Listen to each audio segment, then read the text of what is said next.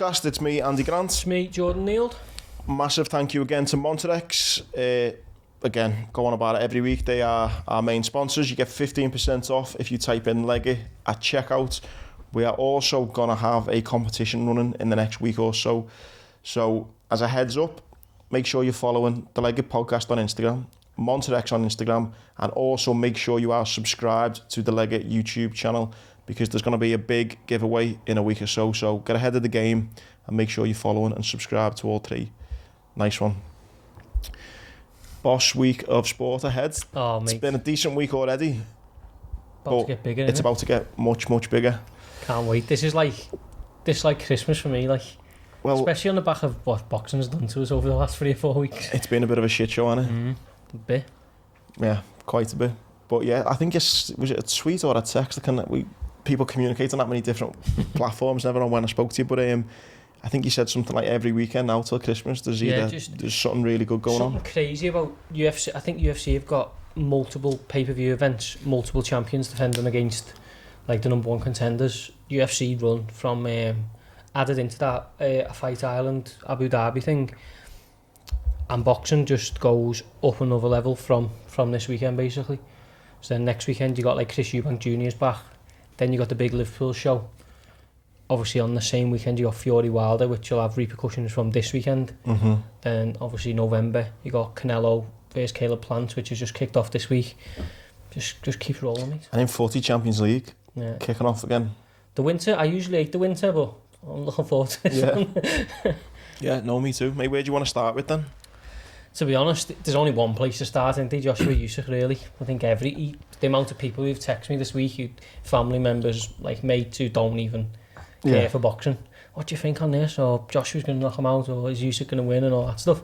That just shows you the magnitude of it, really. Yeah, I think as well, I watched the press conference today, and fair play, whether you like him or you hate him, what Joshua and Eddie Hearn as a partnership have done, it's incredible. Well, they've signed that thing this week, haven't they, for Joshua to be with them for the rest of his career. And I think Joshua's in a crazy position, where his contract with his promoter is different to his broadcaster. So he's now at the end of his Sky deal, but he's going to the table with both, probably DAZN and Sky. And he's just going to be the highest bidder, is going to get the rest of his career. Obviously, if he wins this weekend. Oh, so just because he's signed with Eddie Hearn doesn't technically mean he's signed with DAZN? No, it's exclusive. His thing with Eddie's exclusive, and then he's got a TV deal. Then. But that's why there's so much on the line this weekend, because if he beats Alexander Usyk, I'll give him all the credit in the world. He deserves every bit of credit. But the strength of position he's in then to go to Sky and say, DAZN have offered me this much, and then go to DAZN and say, Sky have offered me this much. Do you know what I mean? He's talking then, being like, you know, he's already a very rich man, but he's starting to talk Floyd Mayweather numbers then.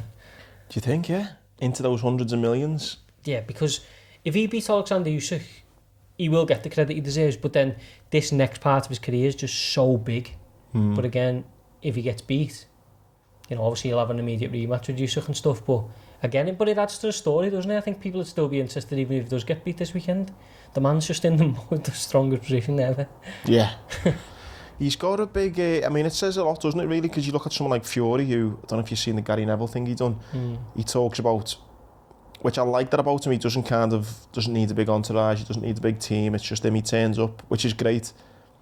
But I guess the benefit of having that team around you, you can make a lot more money as well. I mean, you see him today at the press conference, he's got, a drink thing, then he's got a sports massager and stuff.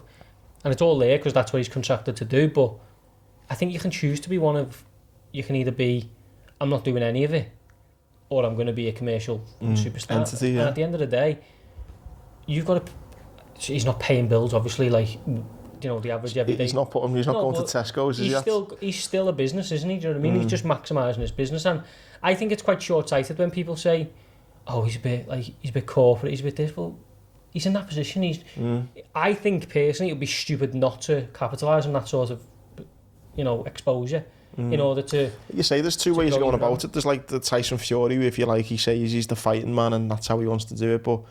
Again, you could argue he's missed a massive opportunity to go into that kind of big money. To be honest, I think I like Fury, but he says all that, but then he walks around in like Versace shirts, and he's not. Do you know what I mean? Eddie said that to him, didn't he? He said, "Oh, yeah, but you like a pound note as well," and he's like, "There is a little bit of hypocrisy there, but Yeah, I think what Joshua's done as a business is crazy. I mean, I think his business might get derailed quite a little bit this weekend, but you can't fault what he's done. So onto the fight then, is it kind of Joshua's got no hope, or you just thinking there's a big surprise on the cards? This is as good as it gets, and that's why I tweeted out earlier this week. Whoever wins just deserves credit, whether that's Joshua or Usyk. Do you know what I mean? There can't be any like, oh, but he was he was cruiserweight, he was this. These two are like elite. It's not something special. They both won gold in London 2012 as well. Exactly that. But, he was the unified cruiserweight champion, undisputed. Joshua's the unified heavyweight champion. This is as good as it gets. So whoever wins deserves maximum credit, whether it's Usyk or Joshua. But yeah, I've always said Usyk beats Joshua from, before it was cool. Loads of people saying it now. But like, even if you look back at old episodes, I was saying it a while ago. I just always believed it. And, it's the old styles make fights thing, but I just think Usyk's the best fighter in the world. How do you think it's going to go then? Because I saw it on the build-up today, they're talking about it's going to be a chess game. Is it going to be a war? Is it going to be what? I mean, how can... To be honest, I think it's going to be extremely cagey for long periods of the fight.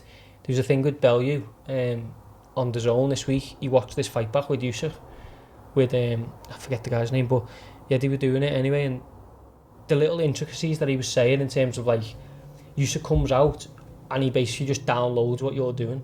He'll do little things to make you throw just so he can see how fast you are. Or just stuff. Scary that, I think. And when it's described like that, it's like you're fighting against the computer. But Bellew was like saying like that, like he was saying, look here, he's gonna do like he did that with his foot, but all he done was just see when he does that, will I throw my left hand so that he knows next time he does it. And he was even down to the point where Bellew goes, he hits me in a minute, and he done it. He didn't even try to hurt me, but he just done it so I knew that he can hit me when he wants to hit me. Do you know what I mean? And that's the level we're at. Yeah. It's not two fellas going for a scrap. This is like high level combat, and I just don't think there's anyone in the world who can live with what he does. Even though there's arguments, and I get it, saying well he went 12 with Chisora, but Bellew again summed that up. He said he went 12 because he doesn't take no risks. He knew that if he stayed in second gear and he boxed and he was clever, he would win. I've seen a lot of arguments saying that he hasn't got the power to knock Joshua out, and again maybe you'll tell me more on that, but Joshua seems to have been rocked a few times in his career. At that level though, mate, it's not power. Because the 17, 18, 19 stone men, it's not about, they've all got power. Like, it is what... When you see Joshua get stopped, or when he's being stopped, a lot of it's being here, top of his head. Like, I don't know, a lot of it, like, he'd lose his equilibrium sort of thing. I know Klitschko put him right down the pipe. Like, Dillian White got him a couple of times, didn't he? But, and a lot of his... especially the Ruiz one, it's fatigue. You don't really see him get laid out, but you do see him get, I've got nothing left. And if you do that against Usyk, he will take you out. Bellew was the prime example. He mentally exhausted Bellew to the point where he had nothing left and he was just a free hit. And Bellew says that himself. And I think he's the best person to listen to in this whole build-up. He has been for me anyway. Because he's been there, seen it, done it, yeah. He's been there in 2018. You know, it's recent times, and he knows exactly. And I'm not surprised I've seen pictures of Joshua taking with Bellew in Sheffield. He brought him in to just go and talk, and I'm not surprised he's done it because... Did he, yeah? Well, Bellew and Chisora, yeah, but I think he's managing, or his company's managing Chisora now, but yeah, he took Bellew in. Yeah, it's fascinating, mate. Again, I wouldn't say I'm a fair weather boxer. I do know a little bit now, especially more so since the Sportscast, but been watching it all this week. It is fascinating, isn't it? Especially this classic characters as well, because Usyk is just... For me, he's fascinating. Like he just, I don't even know what language he's speaking, but I'll listen. He just looks funny. His facial expressions as well. He just knows what he's doing though. The Zone done another thing about I think it's called the Eastern Bloc or something. It's like a 2-part documentary about the rise of boxing in sort of like the Ukraine and stuff. And you get a look into his training camp, and he's like in the sticks, mate. Oh yeah. Do you know what I mean? It's just like this tranquil place, and then it's just him. Yeah. That one you sent me? Yeah, so, well, there's that one, and then there's also like a 40-minute documentary on The Zone, which is brilliant. And you just get, I don't know, he's a character, like. It's that thing, isn't it, as well? It probably, whether it makes a difference or not, you could argue, but there's something about someone training in a world-class facility, something like, I don't know, what the UFC have got in Las Vegas. Yeah, the PI, yeah. There's something like that, and then there's something like, the forests of Russia in the snow. And I'm not saying one's better and one's worse, but there's something about the kind of in the middle of nowhere that's just got this kind of feel of, fuck man, he nails him. But if you look at him, he's in like a sports hall. I know. He's just got loads of fellas who look dead hard with him. yeah. And he's just, he's fucking about. But then it's mad with Usyk because you'll see it on Saturday. It's like when he gets in the ring, all that shit all the messing about, it's just gone. And he's emotionless. And that's what Bellew said. Another great thing Bellew said. I can't wait to talk to him about it when he comes on. But he said that at the weigh-in, I was trying to get under his skin. And he put his hand on Usyk's chest, as if to say, you're breathing heavy, you're scared of it. And he said, I can barely feel a thing. That's scary, that, I mean? You're just like, this fella. I'd be shitting myself, man. Like, that hamstring's gone, But and I think he is one of them people. Hey, pop up. What a fright then. Think of what ringtone have you got there? No, like the Al Nokia thing. But yeah, he's one of them people. He's just emotionalist. And we talked about it with Ronaldo and Gerrard in a different context, but I believe he's born to do what he does. Yeah. I just think he's at home in that ring. What are you going for then? I seen you tweet something about I wouldn't look too much into the betting markets. I'd go for the outright. He's 9-4, even bigger. Some places just to win, and I just think it's... See, I think as well, the bookies obviously know a lot more than the general British public who seem to think this is going to be a walkover for Joshua. And obviously the betting prices say it all. He's only, I think, what was it, 2-5, I think, 3-1 on, I think, Joshua. Yeah, I think he's not, massively odds on, is he? 4-11. See? But I think... So you just think... I just think... Outright? Yeah, I just wouldn't overcomplicate it. I mean, I think the initial thing I thought before I started watching, all the fights and stuff is I was all over, like, the fight to go the distance stuff. And I do still think that's a good bet because, as I say, I think it'll be very cagey. Usyk won't take that many risks unless, the knockout's literally there and he can just take Joshua out. I don't think Joshua will take that many risks because of what's on the line for him in terms of, he's done it with Ruiz, and he had to rebuild his career and whatnot. I think there's so much on the line that it'd be very cagey. But, I think one bet that I'm not going to back it myself, but it's mad overpriced, is Usyk. I think Usyk 7-12 is like something like 14-1 or really something crazy like that. And I'm not saying that bet's going to win, but that's the wrong price. Do you know what I mean? For anyone who's looking for, because the prospect here of what happened with Bellew happening with Joshua, where he's exhausted, is very, very real possibility. I can just imagine as well, that atmosphere, nearly 70,000 in Spurs' new ground. Just imagine the deafening silence if he upsets the apple cart. That's another factor though. Have you seen Usyk's record going on the road? Yeah, it's crazy. He's gone to every backyard you can go to. I've got it up here. So he went to fight a Polish fighter in Poland. Then he went over to defend in America against an American. Then he went to Germany against a German. Latvia against a Latvian. Russia against a Russian who was undefeated 24-0 with 22 KOs, Murat Gassiev in the final. Then he went to Manchester to fight Bellew. Had a knockover in America, come back to London to fight Chisora, and now he's coming back to London to fight Joshua. Fella's tapped. He's one for the big occasion then, isn't he? Oh, it's going to be mad. Cannot That's wait. What I'm saying about the emotionalist though. I don't think he even thinks about it. I don't think like other fighters where they're like, I want this home advantage or I want... Mate, if he went to Ukraine, he'd probably sell out the national stadium like that. But he doesn't care. Yeah. Mate, so I'm going to have a little dabble on that 7-12. I know you said you're not, but I'm going on that. I mean, I wouldn't put anyone off it because I think, although I do believe the distance is the most probable outcome, that's a mad price. Do you know what I mean? And if you find enough spots there where the bookies are way wrong, you'll win more than you lose. Do you know what I mean? But I just think that's crazily overpriced. On the undercard, you've got Callum Smith as well. Yeah. His first Buddy. His first bash under Buddy and light heavy. Yeah, fighting Lennon Castillo, who fought Bivol, who's the light heavyweight champion, went the distance. So got beat on points, didn't he? Yeah, he got beat on points. I'm expecting some rounds for Callum, but I think that's what they've obviously wanted. There's no point in him going to Buddy McGirt, doing all this stuff and then going knock someone out around. Yeah. Because no one learns anything. So, although he could knock him out, because Callum could pretty much knock anyone out if he lands correctly. I think he's there for some rounds, there to feel the division, feel how he makes weight, go through the whole process, you know what I mean, of getting ready. And Seen that Buddy in interviews, he seems quite a funny guy. Well, he's been knocking around the rotunda for like 4 weeks, and that would have been something, wouldn't mind going on there and getting a picture with him. Not many people are asked for selfies with, like, but, he's done it all. Yeah. And I think he's working now closely with the lads at the rotunda. Because I've seen Liam saying something about, maybe Buddy being part of his thing going forward. So I don't know if they've got a little bit of a relationship going there. That's cool, isn't it? Because Callum did 6 weeks in LA and then came back and done 6 weeks in the UK. So, and Buddy came with him, which is quite surprising because I'm guessing he's a lot. Buddy knocking around the Everton Hills, what a sight to see. Box is mad, isn't it? Well, yeah, I think, obviously something's gone on with Joe Gallagher that we don't know. I think Callum's alluded to it quite a lot.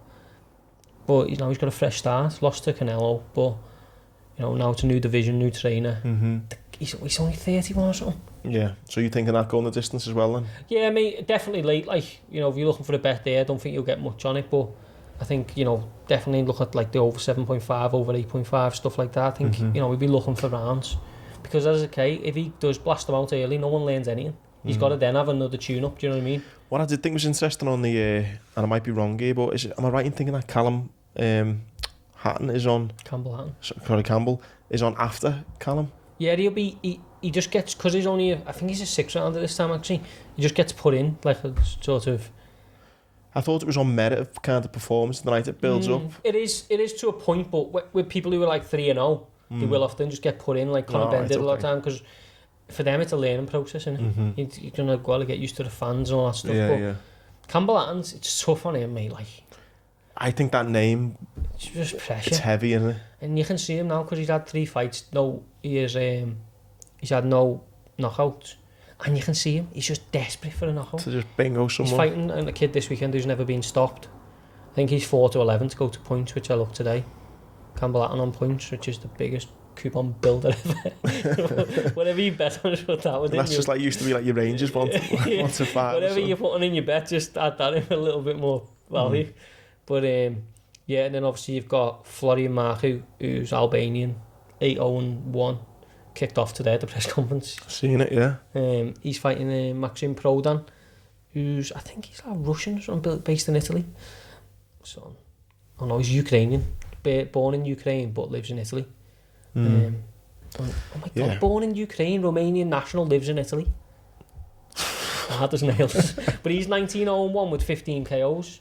So that's a bit of a, one of them fights. Tasty card, isn't it? One that's going to go under the radar. But I think that you can get 11-8 for that to go to the distance. 11-8 just to go distance, because I think Marku's a little bit overhyped. He's really short, like knock him out. But this kid's seen a lot, not being knocked out yet. Only 28 himself. He's got 15 KOs in 19, so he's obviously got a bit of power. Yeah, I think you're landing a big boxing accumulator this weekend, lad. Told you, I texted you today. It's happening. Well, yeah, I think that's a good bet. To go the distance, Prodan versus Marku. I think you can get about 11-8, so I wouldn't I'd get on that as well. Yeah. Any UFC? What? Yeah. Pay-per-view event. The return of Nick Diaz. What do you call them? The Thingo brothers, like the Scrap Pack. Scrap Pack. He's the leader of the Scrap Pack, isn't he? But 6 years away from the octagon, taking on Robbie Lawler. Their first fight was almost 20 years ago. Nearly 20 years ago? Yeah. Wow. Diaz won that occasion, but I don't know. I've seen some interviews with him this week. I don't know. I don't like it at all. In what sense? He's saying stuff like, I know people have said this before. He's like, sometimes I'm sitting here thinking, what am I doing here? And he's like, do you know? Oh, really? Yeah. Just worrying stuff. He's like, I don't know if he's doing it for the right reasons. Yeah. And he's talking about when he watched when he watched Nate against Leon. He was like, I hated it. Didn't like being there. It all come back to me. Didn't really like it. I know he bailed out on media day, said he weren't doing it, which is standard for him. He's always done that, but something doesn't sit right. Do you know what I mean? And Robbie Lawler's on a skid himself. He's not the fighter he was, but he can still whack. And I don't know, I get that sad in hearing stories like this, thinking of fighters who don't really want to be doing it and they're having to do it for the payback. To be honest, he's like called for it, and he's been like, I can still do it and stuff. I don't know whether reality's just hit him a bit. But he doesn't strike me as a guy who reality hits him very often. Too fucking high for reality. Like, I don't know. But since that, they were 11-10 and like 4-5, I think. But Sorry, I think he was a bit bigger than 45, but he's like 8 to 11 now, Robbie Lawler, so I think people have seen what I've seen him. Yeah. Waded in a little bit, but again, them two, you know, where they are in the career, what he's looked like. Have you seen the stuff where he's throwing punches? It's like you getting out the shower, was it? Yeah, that is me when I get out the shower, you know. Is that just a little thing he has to do for the cameras or something? He just looked... When you watch the UFC this weekend, just before the fight, the graphic will pull up with the shadow boxing, that's what he's doing. Yeah, it makes me sad, all that. That's 11 to 10 to not go the distance. And I just don't... How many rounds is it? 3? No, it should be 3, but it says, you know, you got the over 4.5s here, but I don't know if it's one of them where they've put as a 5-rounder, because they do every now and then, but yeah, even if it's 3, I don't see how that goes the distance. You think a Lawler win then, yeah? Maybe, yeah, but I don't really want to see it, if I'm totally honest. Don't really want to see Nick Diaz go out like that, because he's an old school, he's a gangster, isn't he? Yeah. Do you know what I mean? He's part of the old school, and like, yeah, it's a he's shame, always man. been like the old, fuck the brasses, like the top brass, and he's just being boss. But going away from Diaz, top of the card, Volkanovski, Ortega, which is a great fight, a featherweight. Volkanovski's got a great story. He was like a rugby league prop, like massive, mate, but he's only like 5'6", but he was massive. Made his amateur debut at like middleweight, and then come all the way down to featherweight, and now he's UFC champion. Well, so he's got a great story, taking on Brian Ortega, who's like looks like a model, but just a big handsome bastard. Oh, he's ridiculous, yeah. Well, like a jiu-jitsu expert, rounded his boxing out. His last fight was off a big break. He fought Korean Zombie and looked really good.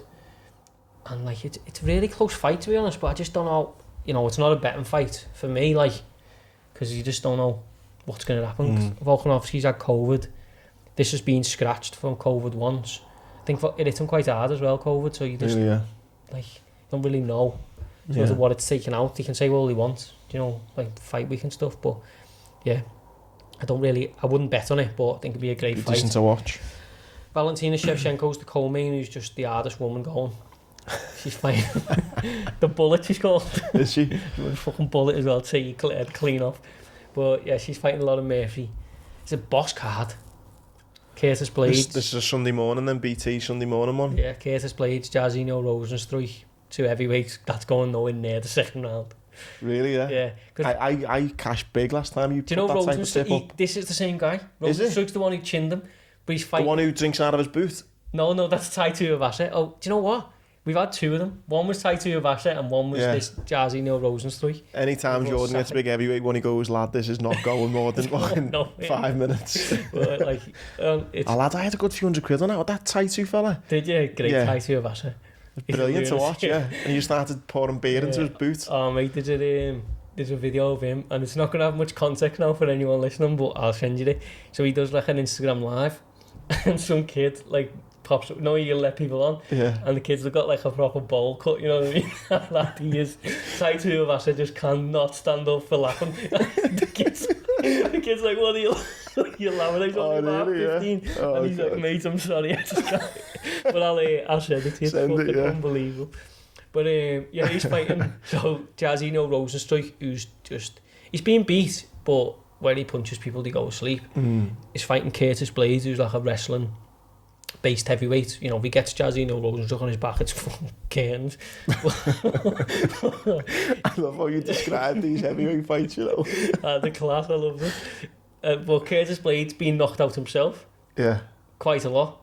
Well, a couple of times.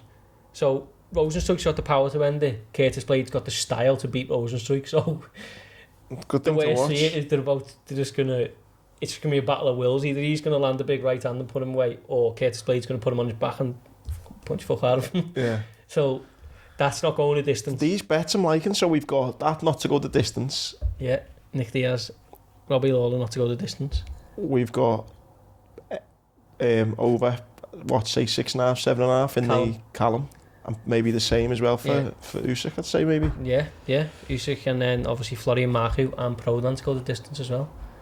Flying here. If they all go the distance in the boxing, mate, it's making for great viewing, and then if we get a couple of early stoppages in the UFC, mate, we're flying. But yeah, we'll obviously put them all up, but yeah, it feels like a big week, to be honest. I think. Yeah, no, that is a good Saturday night, Sunday morning. The UFC card is just stacked, mate. I mean, it's not getting the. even the prelims, Marlon Moraes versus Diva Charlie, I can't say his name, but he's brilliant. Dan Hooker, and I've seen his story, couldn't get out of New Zealand. New Zealand or Australia, literally couldn't get out. Didn't get out till this morning or last night. Got to get to Vegas, make weight and fight. So he's had crazy visa, his opponent as well has had crazy visa issues. So them two are going to get there. Someone tweeted today saying, can we just jib to make him wait for these two? Just let them get it, just have it. You know what I mean? Well, so both of them, I think they both get to Vegas on Friday. Weigh in and then fight Saturday. Yeah, and they're both doing serious treks. But yeah, watch the Joshua Usyk card. Hopefully have some winners. Get up Sunday morning and watch the UFC card. Just an absolute banging weekend for combat sports fans and bettors. On to that then. We've got footy. We had League Cup action this week. A few questions come in about the League Cup, whether it should get scrapped. I actually quite like the League Cup in the sense that I like it when they don't play first teamers. I think it's a great opportunity for like the big squads. I know maybe smaller teams might say, go against me on this, but for Liverpool to put the type of team they did out, I think it's great. So I don't mind the League Cup. I know a few lads who went away. It's got some decent away trips as well. Norwich away, apparently the atmosphere was great. Preston away, great. Pep's then kind of followed on from that and said there should be another league, or as in the under-23s should be able to compete in League 2, if I'm right. Yeah, I think that's how I digest the bill. Just in general, I think the League Cup's only an inconvenience for like 6 teams, 7 teams. So you can't scrap it based on them because it's inconvenient for them. They've got all the money. And you say they say it's inconvenient, but I'm sure the managers are happy for the squad rotation. Well, you see, it's a fine line between being happy and then, because if we're truthful, it gets disrespected a lot, doesn't it? Yeah. Do you know what I mean? It's remember when Klopp didn't even turn up, did he, for what I'm sure he did? He literally didn't even go. And he lets like... I was watching it in the boozer and I saw him, I went, fucking hell, he's there. I didn't think he was going to go. It's like the press conference gets done by his like assistant. Yeah. So like, I'm a traditionalist, I like it, but only if people are paying it respect, do you know what I mean? And the FA Cup's even going that way now. Yeah. And it shouldn't be, because, we need them as the English game, what our game's built on. But you need to have certain traditions, even if you look at the outside of it, though, it's been the Carling Cup, the Worthington Cup, the Foster's Cup, the Carabao Cup, whatever else it was. I seen someone do a great tweet and was like, how the fuck did Carabao make their money to sponsor this? No one fucking... Have you seen anyone drink Carabao? I'd rather diet first. That was the only thing in the shop. I've never seen it, ever. Just a green can. Is it? Just look for the most stacked thing on the shelf. It's Carabao. Have you ever had it in the boozer? I've seen it. I've not even seen it. It's not a pint. What is it? An energy drink. Do you think Carabao and draft? Yeah, that's what I'm thinking. Oh, mate. What is it, an energy drink? Yeah. I don't drink energy drinks, I don't know. It's like a green can. No. Rocket fuel. That's how much I know about it. Yeah. Just, if you go in a shop, it's just like the stacked things. I'll have a pint of Carabao, please, lad. Yeah, like that, who's this fella? But yeah, it's just that and diet Ribena, both of them just stacked back. We were talking about the kind of, resting teams and stuff. Obviously, you've had experience in playing at that level and stuff, and Pep was kind of saying, it's not enough competition in the under-23 league, so you'd argue and say, well, the League Cup is good for them, but... I think you should have either a reserve league or where you have, your contract... Like Regan that would play every week. Would play every single week, yeah. And then when the need for the first team, they go up. I know, but in this day and age, players aren't going to accept it. Be like, I'm not playing, or my agent said I can't play. Do you know what I mean? It's just a different game. But I think young players should be playing in a league where it matters. It's where you're in some tiny away dressing room at Plymouth Argyle or something. Well, Plymouth's actually alright, but somewhere crap, and it's like, if we don't win today, there's consequences to this. Yeah. Do you know what I mean? Yeah, big time. Not like, oh right, Chelsea away, under-23 league. Make sure no one's getting injured. Do you know what I mean? We got training tomorrow. And the thing is, the 22, 23-year-old lads who probably should be kicking on a bit more with their career as well. And it's too easy to sit there. You look at. It's very easy to say this, but you look at like Gerrard and the captain at 22, 23, or you look at players who go down the leagues and come back up. If you're not playing... They're always better for it. If you're not playing in the team by 19, you're not going to play in a team unless you're an anomaly like Kane, who did about 85 loans and then come back. But like, it doesn't happen. Yeah. If you're not good enough, then you're not going to be good enough for that team. No, I agree. So just go and play. One other thing, then you talk about the League Cup. Should we get rid of it? It was a great opportunity for Everton, I think, to go and win a trophy. And not only did they let my bet up, cheers Rafa, let my bet down, I should say. Yeah, couldn't believe it. Couldn't believe they got dumped out, like. Brother, obviously, Diablo, he was fuming. It just makes no sense, though. Like, if you're an Everton manager, why wouldn't you go deep in that tournament and buy yourself some I mean, time? not being bitter, it probably was their best chance for Cup. 100%. You can argue the FA Cup. I don't know, maybe some... Surely. But if Everton won, and this is not being, as you say, patronising, if Everton won the Carabao Cup, you got that monkey off your back. Yeah, it's the start of something, then, isn't it? You've won something. Yeah. But, yeah, they probably deserved it. Yeah. Fucked my bet up, though. That's what happens when you bet. I know. You get let down. Is it too early to start calling Sancho a flop? I think so, Oof. Yeah. I think it's too early. I think it's not too early to drop out your fantasy, which I did, because he's a flop for my fantasy team. But I think it's a bit early, but I think, I mean, you look at some of the players who've came into Liverpool and have took 6-12 months. Yeah. Look at Andy Robbo. Yeah. Did he play the first 6-9 months? No. Probably one of the best left backs in the league now. I totally agree. It's too early, but I have watched him, and there's like, it is getting to the point where you're like, come on then, just but like do something that like I've seen on YouTube. Do you know what I mean? Yeah, I don't know. I think he's still young. Really, he's young, isn't he? He is young, but I think it's definitely too early to call him a flop. But I think he's starting to get. He might be lucky in the Ronaldo thing, because I think if they didn't have Ronaldo, he would. There'd be a lot more pressure. 79 million signing. Why aren't you scored? Is that how much he was? Something mad, wasn't he? No, it wasn't that much, was he? It was a lot. Nah, it was like 50 odd, I think. Sure. 50 odd's cheap these days. Yeah, no, I wouldn't have been paying 70 odd for him. Maybe he's a flop then if he's worth 70. Yeah. 73 million. 70? Yeah, fuck him, he's a flop. A flop. Shite. I'd give him a few more weeks. Yeah. Been some boss questions this week, by the way, so nice one.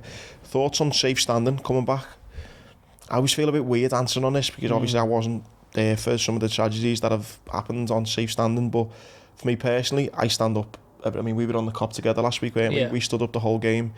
I personally am a fan of safe standing, but I can understand people being a bit hesitant of supporting it, if you like. But I think there's a space for it, but there has to be an element of trust from like a stewarding perspective, in terms of like allowing it to happen, and fans not being dickheads. Do you know what I mean? You, like, because of things that have happened in the past, we can't be like, oh, it can never happen again. Of course we can't, but we also can't. You do have to remember that some fans can be stupid. Do you know what I mean?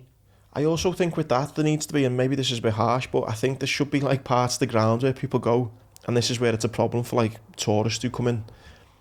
It's like, if you want to go with a cop, you've got to stand all game, and ideally you've got to, not like telling people to sing, but like, it sounds a bit like a bit of a traditionalist, but we were on a cop the other day and there was these 3 girls there who was doing me head in, that they were just there. They were like...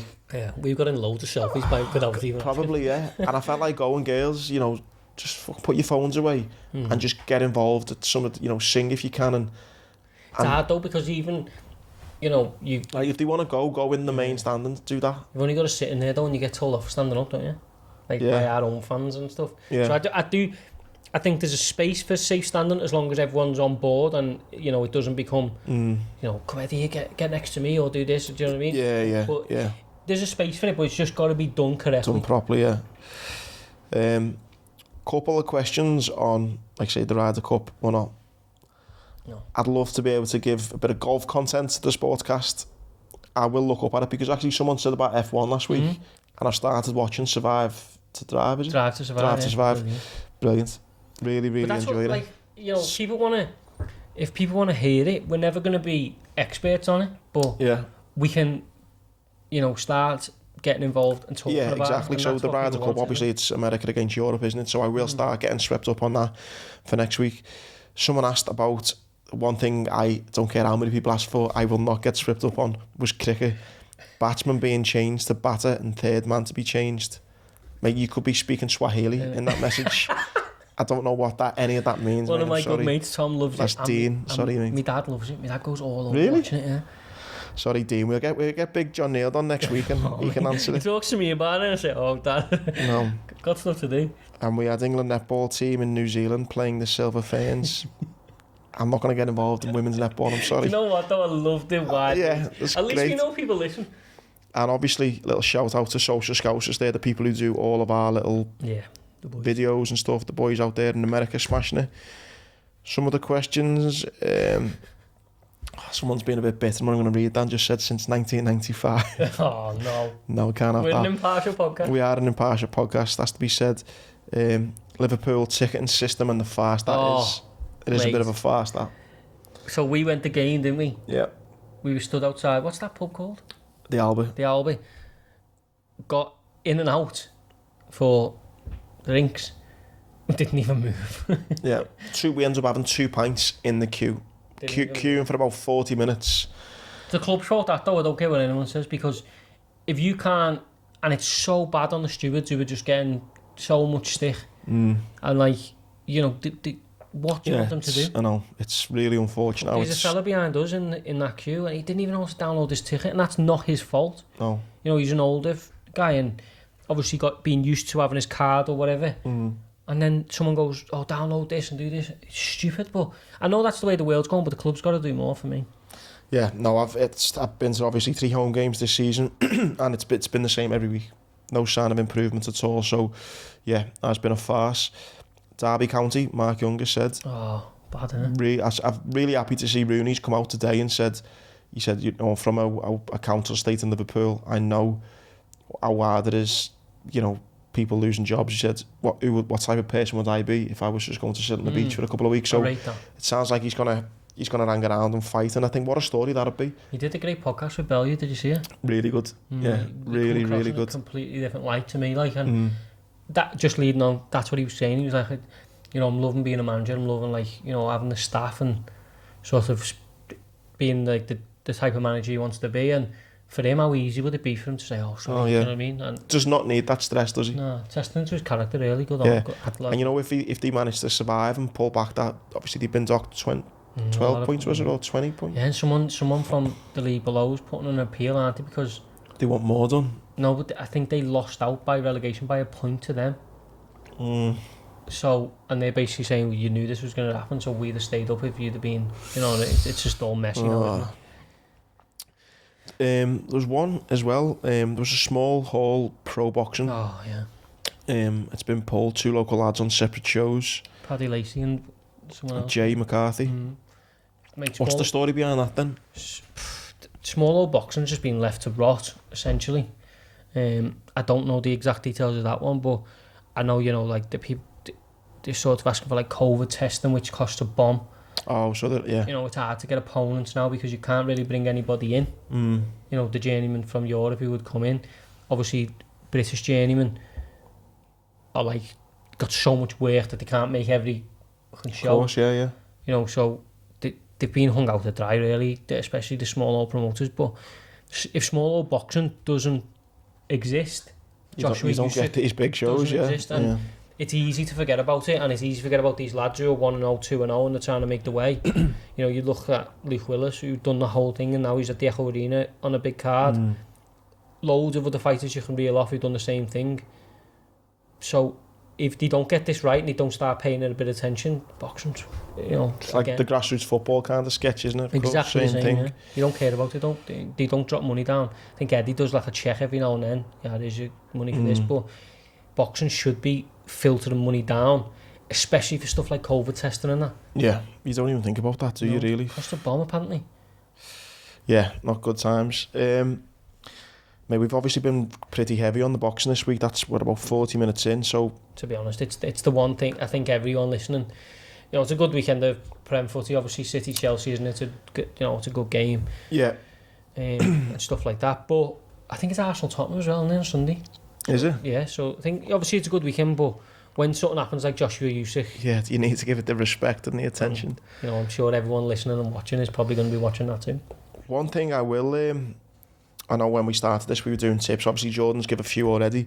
I've been quite good on the old footy tips, and I've actually got my coupon in Tuesday and Wednesday, which has been nice. So my little tip for the weekend, one I always do, is I do 3 home games, 3 aways, and I roll it up in a 6-fold. Last week it was horrendous. The first time I shared it on Instagram, and it was horrendous. That's always the way. Yeah. I know. Do you know what though? It's like, because we were at the match, I mean, like it was coming through. Just, as long as we get that one out the way. Yeah, it's fine though. Yeah. Once again, just don't follow if you like.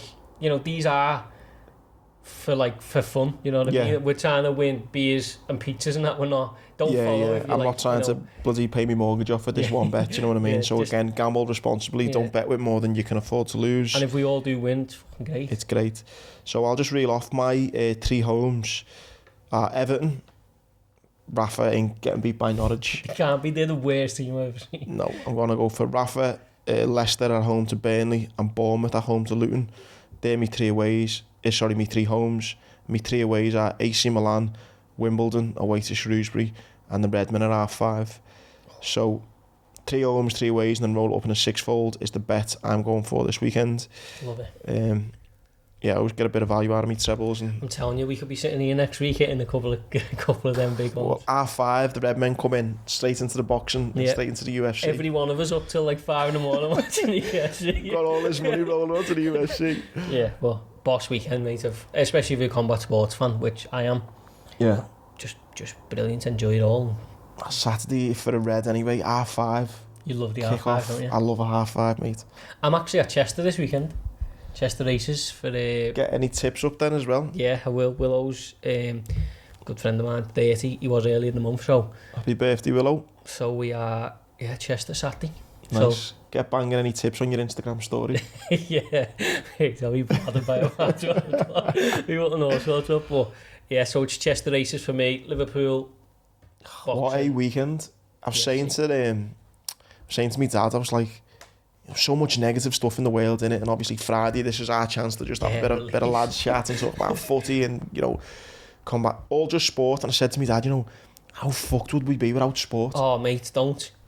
You'd be fucked, wouldn't you? No, especially now when nothing to talk every about. Time you flick anywhere, it's about like oh god, lockdown this or Brexit, vaccinations, fucking tornadoes, hurricanes, earthquakes. There's like a little, anything ranging from a 32-inch to a 50-inch in everyone's living room, and you can just escape. You can just go dink and just be entertained with live sport. So, yeah, thank God for live sport. Thank you for listening as well. We appreciate all the support. It seems to be getting bigger and bigger each week, which is great. We've got Tony Bellew coming on the pod in the next couple of weeks. We got, I won't say names, but we've got a couple of pretty exciting UFC fighters who are going to be coming onto the show. It's just looking really rosy all around for the podcast. So again, it's all thanks to your support. Keep following. We've got the Monday show and also the Sportscast on a Friday. If you are involved in the fantasy football, like unfortunately I am, we also have a show at 12 o'clock on a Friday for that. Big thanks once again to Social Scousers and Montedex, 15% off if you type that in at checkout. Jord, superstar as always, thank you mate, and we'll see you next week.